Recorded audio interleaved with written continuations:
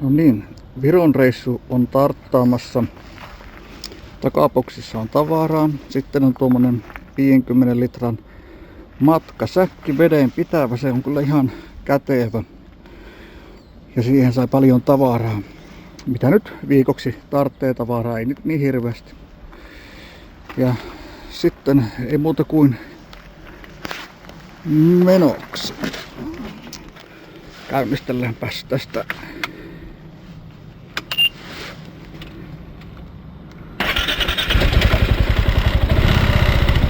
Noin, käyntiin siitä. Sitten pistetään Eko-ohjelma. Ja ei muuta kuin menoksi.